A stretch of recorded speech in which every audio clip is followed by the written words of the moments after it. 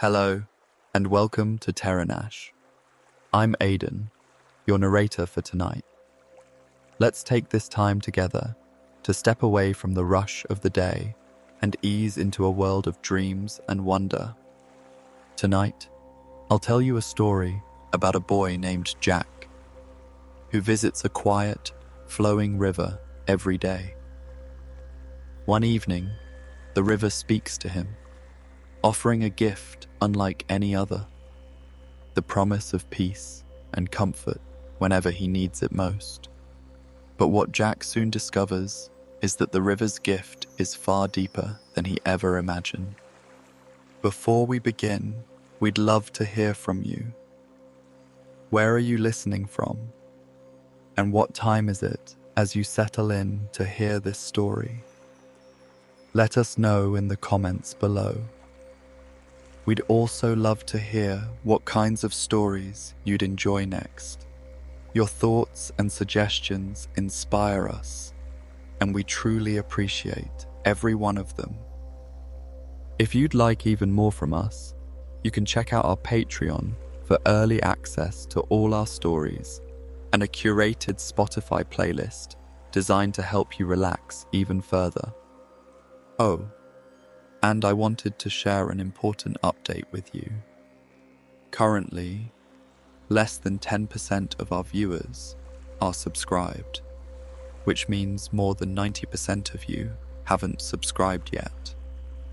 If you've been enjoying our bedtime stories, subscribing is a simple and free way to support us.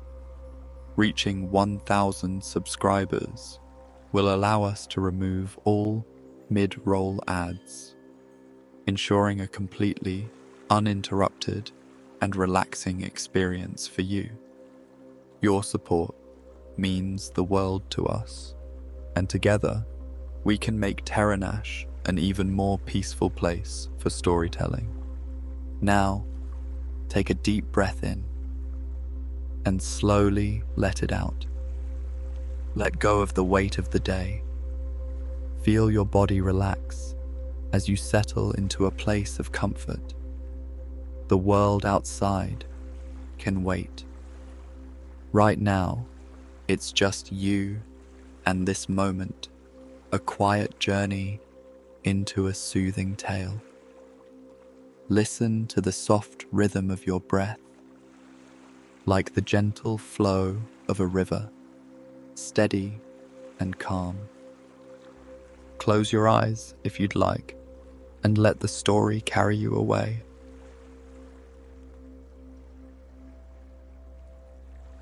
The river had always been there, winding through the valley like a silver ribbon, its waters singing softly as they moved over stones and roots.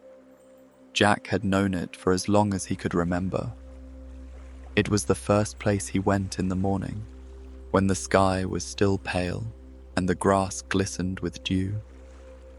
It was where he ran to after school, his thoughts still buzzing from the day, and where he sat in the evenings, watching the light fade into dusk. Jack loved the river for its steadiness. No matter what happened, no matter how noisy, how confusing, how frustrating the world felt, the river remained the same. It never hurried, never stopped. It simply flowed. He often sat on the same smooth rock by the water's edge, his arms wrapped around his knees, listening to the gentle burble of the current. He liked to think the river knew him, the way he knew its bends and shallows, the way he knew which stones were slippery and where the minnows liked to hide. Sometimes he would talk to the river, not in full sentences, not the way he spoke to his mother or his friends, but in murmurs and sighs, in whispered thoughts too small to be shared with anyone else. The river never answered, it only listened, and somehow that was enough. One evening, as the last golden rays of sunlight stretched across the water, Jack let out a long breath and leaned back on his hands. "You're lucky, you know," he said to the river. "You don't have to worry about anything. You just flow." The water swirled around a smooth rock, bubbling as if in quiet laughter.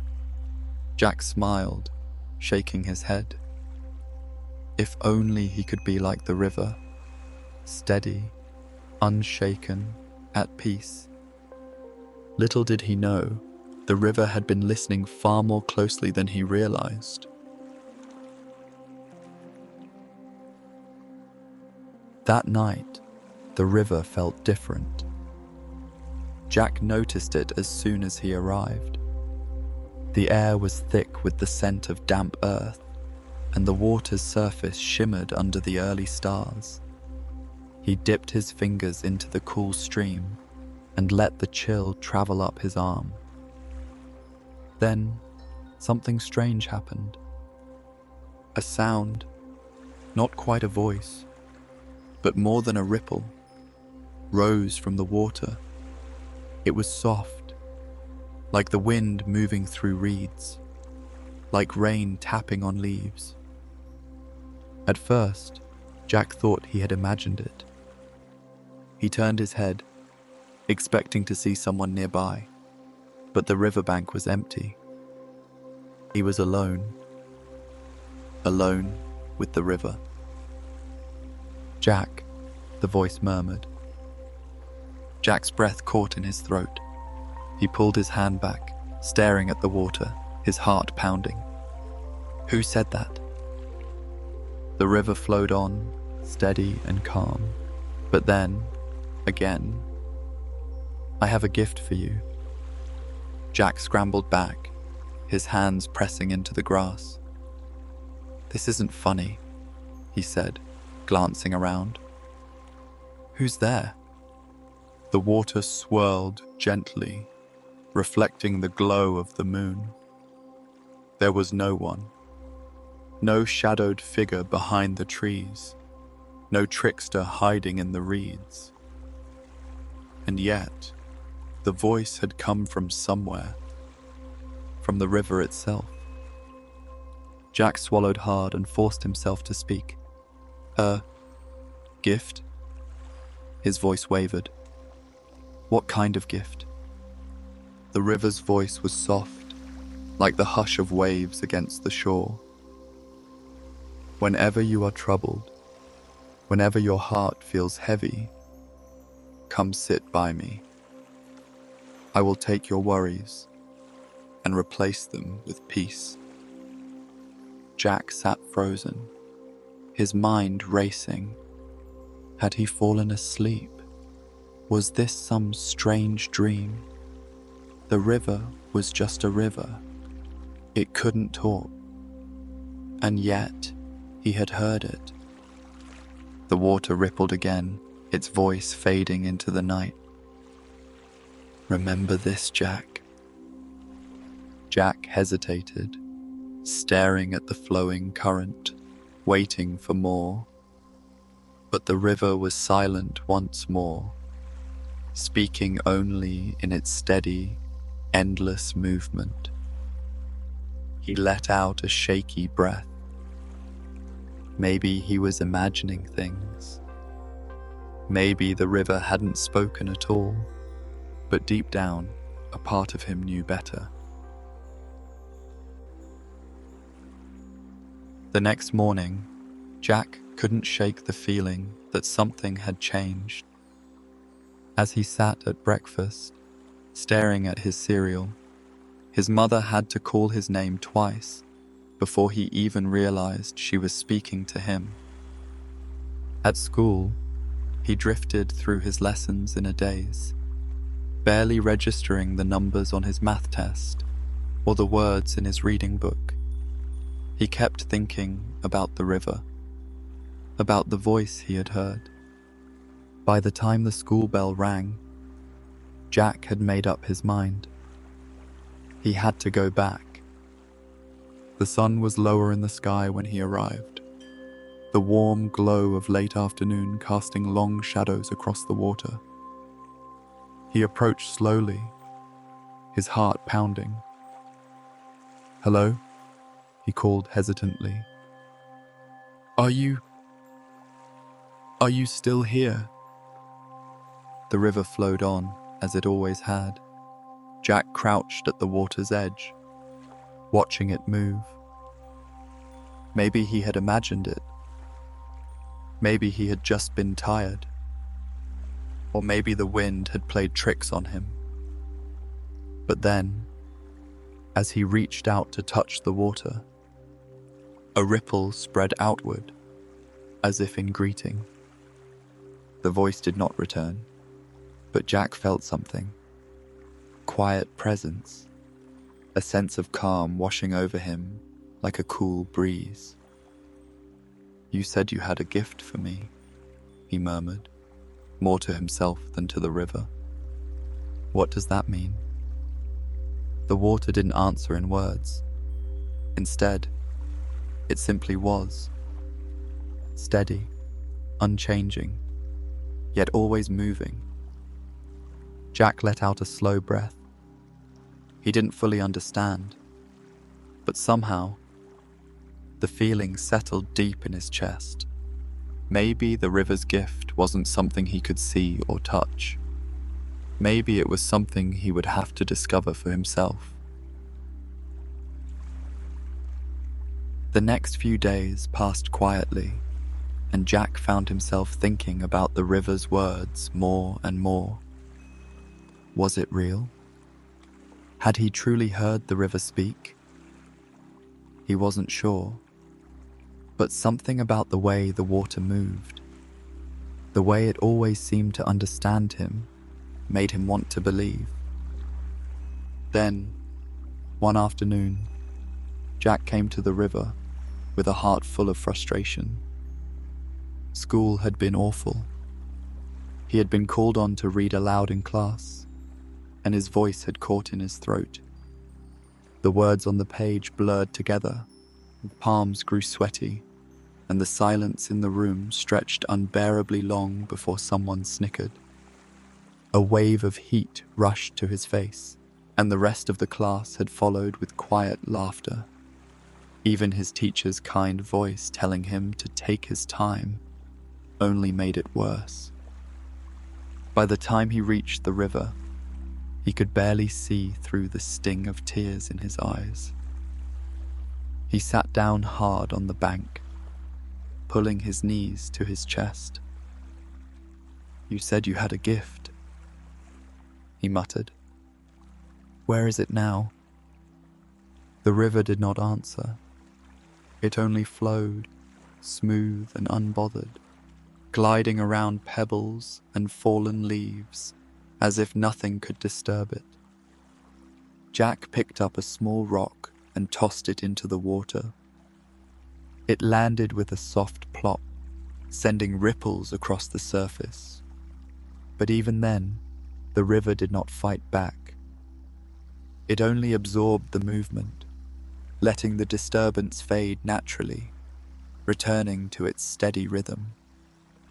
Jack sniffled, watching the ripples dissolve into nothing.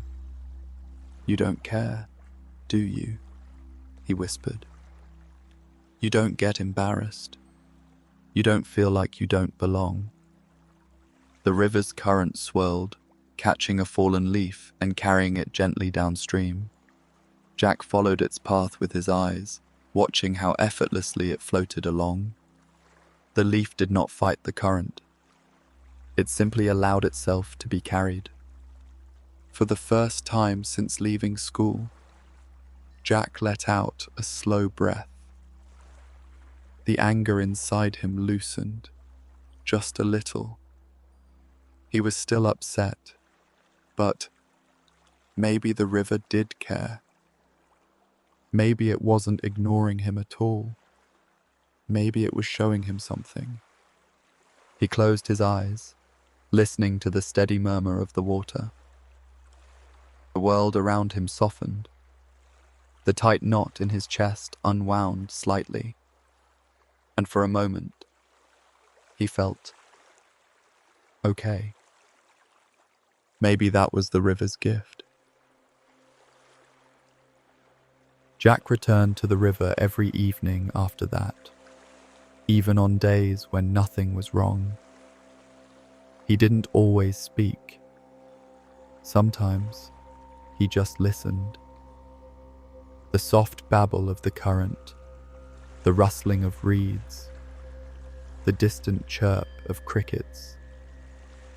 It all blended into a peaceful rhythm, as steady as breathing. One evening, he sat on his usual rock, watching the water twist around the bends. He thought about how the river never stopped moving, no matter what was in its way. It simply adjusted, flowing around obstacles instead of fighting them. "I think I get it now," he murmured, dipping his fingers into the cool water. "You're not here to take away my problems. You're here to show me how to let them pass." The river didn't reply, but Jack felt something warm spread through his chest.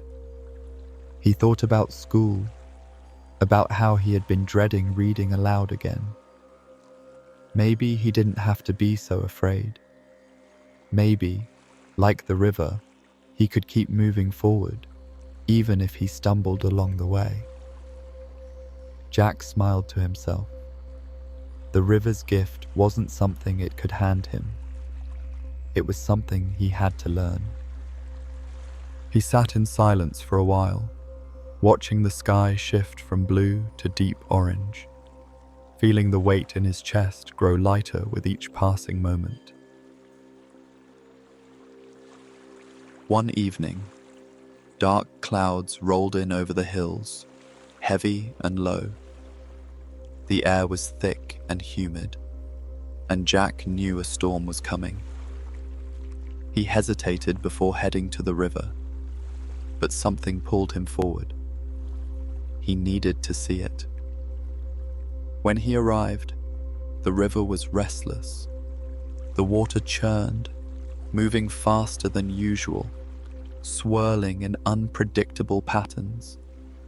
The gentle, steady flow he had come to love was gone, replaced by a rushing, chaotic current.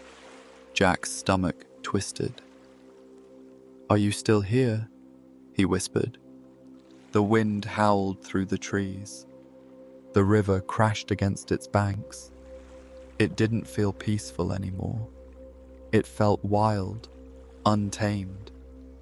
Jack wrapped his arms around himself, suddenly unsure. If the river could be so calm one day and so unruly the next, what did that mean? Had its promise been a lie? Could something truly be peaceful if it could also be so violent? Then, through the storm, the river spoke. Not in words, not even in the whisper he had heard before, but in its movement. Even as it swelled and raged, it still moved forward. Jack watched as the water curled around rocks and fallen branches, never stopping, never resisting, only continuing on its path. It was different, yes. It was louder, rougher, but at its core, it was still the same river. A drop of rain landed on Jack's cheek, then another. The storm was coming, but for the first time, he wasn't afraid. He understood now. Even in its wildest moments, the river did not lose itself, and neither would he. The storm passed overnight, leaving behind a crisp, fresh morning. Jack ran to the river as soon as he woke, eager to see how it had changed. But something was wrong. The water, which had always flowed so steadily, was lower than usual. Small stones that had once been hidden beneath the surface now jutted out into the open air. The river looked thinner, weaker. Jack's stomach twisted. He crouched at the bank, reaching toward the sluggish current. "What's happening to you?" he whispered. The river didn't answer. Jack came back every day after that, and each time, the waterline had sunk even lower. Patches of dry earth appeared where there had once been rippling currents. The usual gentle hum of the water had grown quiet. It was as if the river itself was disappearing. Panic settled in Jack's chest. The river had always been there for him, listening, teaching, offering him peace. But now, it was vanishing, and he didn't know how to stop it. He sat at the bank, his hands clenched into fists. "You can't leave," he said. "You promised to be here when I needed you." A single leaf drifted into the water and spun lazily before sinking. Jack swallowed hard. The river had always felt endless, permanent. But now, it looked fragile, temporary. For the first time since he'd heard it speak, the river had no answer for him. Days passed, then weeks, and still, the water shrank. The once glimmering surface became cracked earth, dry and broken. Jack knelt where the river had once flowed, pressing his palm against the sun-warmed ground. It didn't seem possible. The river had been alive. How could it be gone? He sat there for a long time, waiting, hoping, but the river remained silent. Without its presence, everything felt heavier. His worries, his fears, the frustrations that once melted away in the sound of rushing water, all of it pressed down on him, suffocating. One afternoon, after a long and lonely day at school, Jack returned to the empty riverbed. He kicked at the dry earth, anger bubbling in his chest. "You said you'd be here," he muttered. "You said you'd help me." But the river was gone. Jack's throat tightened. He had come to rely on its gift, the peace it gave him. But now, without it, he felt lost. Had the river abandoned him? Or had it never truly cared at all? A sharp gust of wind rustled through the trees, and for a moment, Jack thought he heard something familiar. Not a voice, not words, but a whisper, a reminder. The river had never given him peace. It had only shown him how to find it. Jack closed his eyes and took a slow breath, the way he had learned to do when sitting by the water. He listened, not to the absence of the river, but to the world around him. The wind moving through the leaves, the distant chirping of birds, his own steady breathing. And slowly, the weight in his chest eased. The river had not abandoned him. It had been teaching him all along. The dry riverbed remained for weeks, but something inside Jack had changed. He no longer depended on the river to take his troubles away. Instead, he had learned to be like the river, to let his feelings flow, to accept what came without resisting it. But one morning, something unexpected happened. As he walked to his usual spot, he noticed a faint dampness in the earth, He crouched down, touching the soil. It was no longer dry. Jack's heart leapt. A few days later, he returned to find small puddles gathering in the deeper parts of the riverbed. Then, tiny trickles of water, weaving their way through the cracks. He ran his fingers through the thin stream, feeling the coolness against his skin. The river was returning. The first real rain came that night. Jack sat by his window, watching the droplets patter against the glass, listening to the steady rhythm of water meeting earth. He smiled to himself. The river had not truly disappeared. It had only needed time, just like him. By the time spring arrived, the river had fully returned. It flowed as steadily as before, its waters glistening under the sun. Jack sat on his usual rock, dipping his toes into the cool current. It felt like greeting an old friend. But this time, he understood something new. The river's gift had never been about taking away his sadness or washing away his troubles. It had never been a magic solution to his problems. Its gift had been something greater, the ability to listen, to be still, and to find peace within himself. Jack smiled, leaning back on his hands, letting the sounds of the river surround him. He no longer needed it to speak. He already knew what it would say. And just like the river, he would keep flowing forward, no matter what.